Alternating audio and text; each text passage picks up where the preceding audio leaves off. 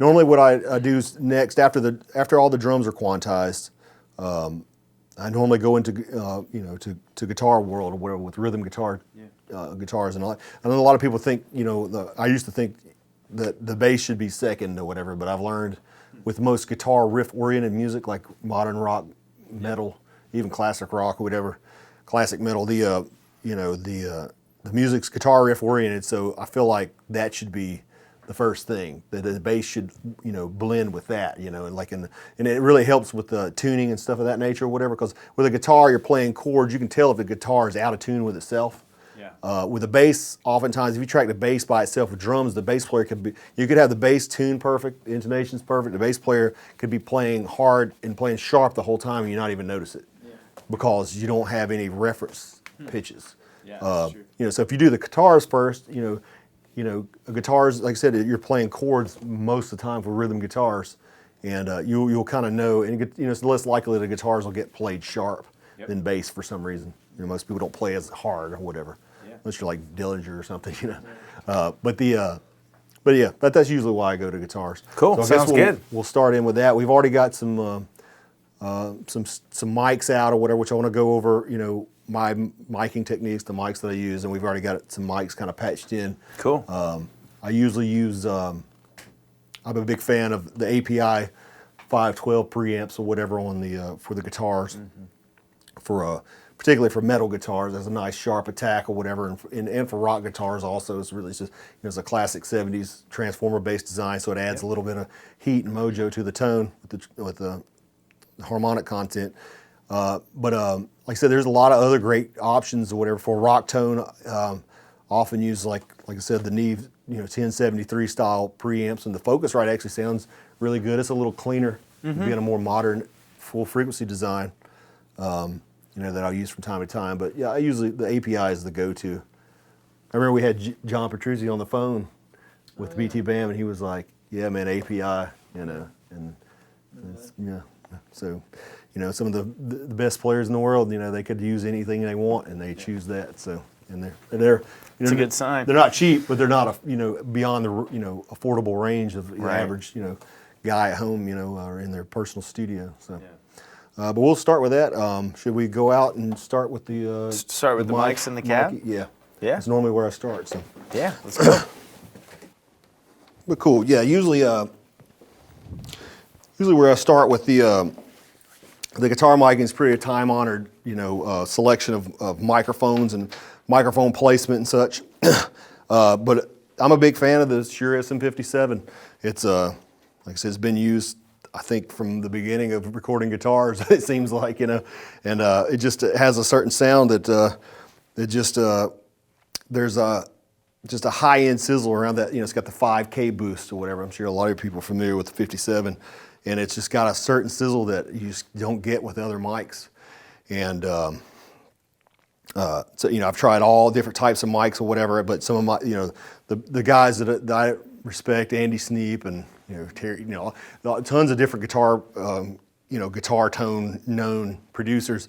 And then, it seems like when I read, they're like, yeah, I just use the SM57. So I started with the 57, and I've tried every mic since, and, combination, and I've come back to either 157 for most, distorted and clean rock guitar tones, metal guitar tones or whatever, and but sometimes I'll do the two. If I need a thicker sound or whatever, I'll use two 57s. But usually, like I said, the Mesa is kind of cool because you can actually see the speaker somewhat, which is helpful. Some speakers have a thicker grill cloth that you really can't see the speaker, and the placement of the mic on the speaker is essential. Any guitar, any producer, engineer will tell you that. You can move the mic just a centimeter or whatever, or change the proximity of the mic to the cabinet, and it changes the tone radically.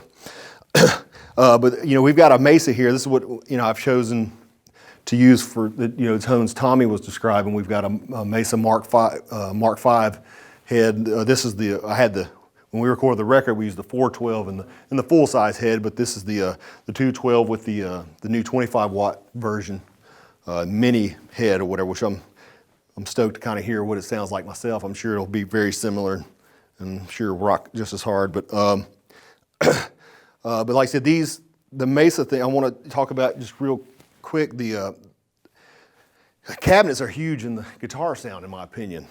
You know, particularly the speakers, not so much the cabinets, but I know with the Mesa they have, you know, vintage 30s. You know, everybody's heard of the vintage 30 speaker or whatever, and it's become pretty much a standard for rock and metal guitar tones. But what's different about Mesa's vintage 30s, if I have my information correct, they order their speakers with certain tolerances, so the high end is a little rolled off, and it's a little more pleasant on the high end, and it's just like a warmer sound. And I've tried other cabinets with vintage 30s, and I don't think it's as much as the cabinet being different than just the speaker itself is different. I don't know. You know, I think Bogner does the same thing. Some other companies, they'll order speakers or use speakers from Celestions with different tolerances, technically called the same thing, but they're different. And I've also noticed that it seems like the older, and it might just be because they're more broken in and used, but the older cabs with the British V30s, they sound better to me. They're less brittle on the top end, less harsh sounding, and it's just than the new Chinese-made V30s.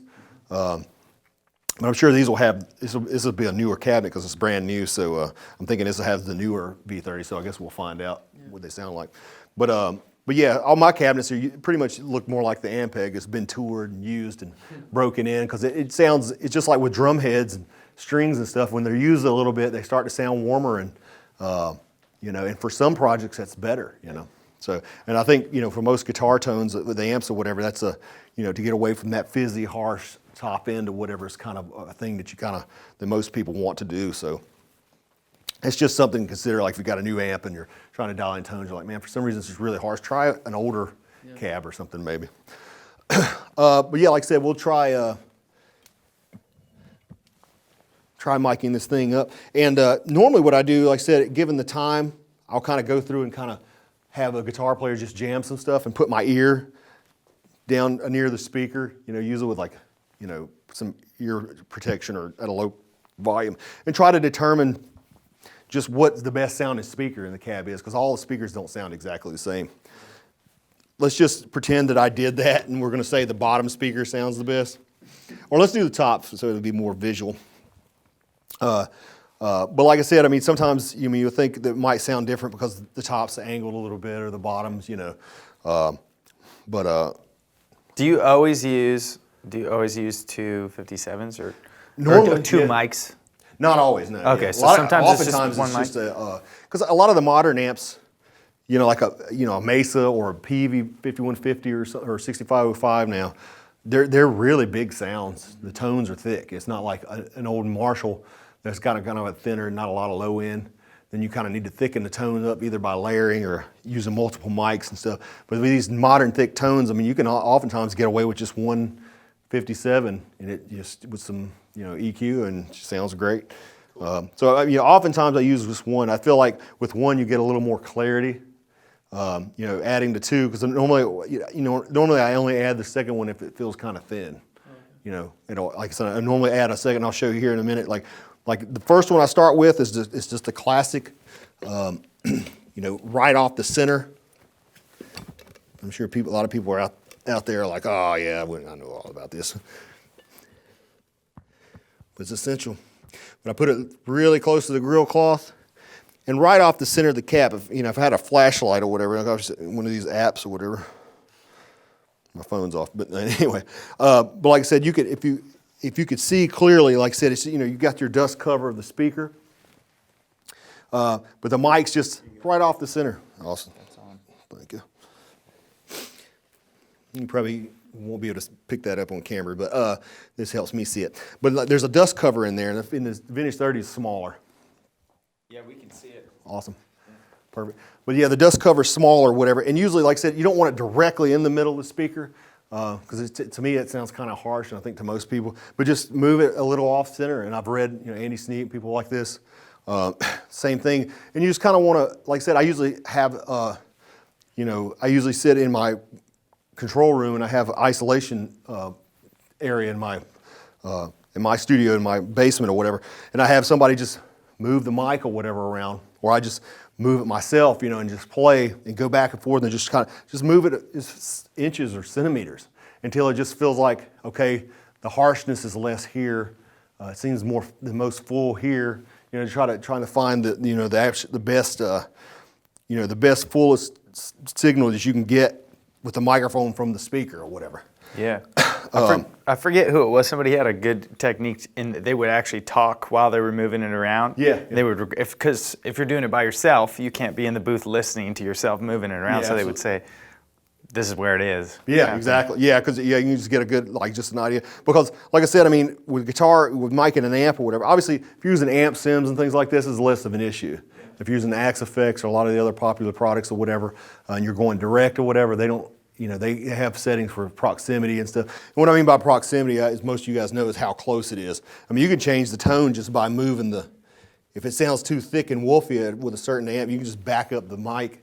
You lose a little bit of articulation definition. So I want to have max articulation, so I normally get as close as I can to the speaker. But just by moving it around, I know, I read, Metallica Black Album, they're like, they EQ just by where the mic was, and it's a rat. I mean, if any of you guys know, try to mic amps or things of that nature, you just move it around and it's a huge difference. I get people all the time, think it's like rocket science how to get decent guitar tone. And it's just like, I don't feel like I'm the best at guitar tone ever or whatever, but it's, it's just, it's not rocket science. It's just, if something doesn't sound good, I mean, it's just like, dude, just move it a little bit. And, a lot of people, there's all, you could tweak the knobs and everything and use the best preamps and stuff, but if you don't have the mic position right, it's going to be, it's A lot of variables. Yeah, exactly. But oftentimes, like I said, this is another kind of time-honored tradition type of thing that I find that works for me is, the off-axis, like put one in at an angle, kind of off the center, not as close to the center or whatever. And this is going to add more meat, more mid-range, more, But using the same mic, the cool thing about this is there's no potential for phase. Obviously transient response for 157 to another, if the proximity to the speaker is the same, it's going to be about the same. It's going to get to the computer at the same time. Now, if we used a, say, condenser, a real popular approach is use like basically like a Royer 121 or a Neumann U87, 67, something like that. The transient response of a condenser is way quicker. So the signal of a condenser mic is going to get to the computer quicker. So it's going to be offset, and you can actually hear that. You can hear the phase. So sometimes you have to back up the condenser mic a little bit. So actually physically pull it off the physically cone. phase it, get the Wow. phase in line. Or you can track it and line the waveforms up in the computer. Or you can use a delay. Yeah. Or they make actual, Radial makes, and other companies make phasers, which you can actually turn. Basically it's a delay unit of a sort to get the phase in line with one another. But it's just so much of a pain. It's just asking for disaster. To me, I honestly feel more safe, and I can usually get the tones I'm going for this way anyway, more so by just using the same mic or whatever. And So you think that's pretty good? You want to go hear what that sounds like? yeah, let's do that. All right.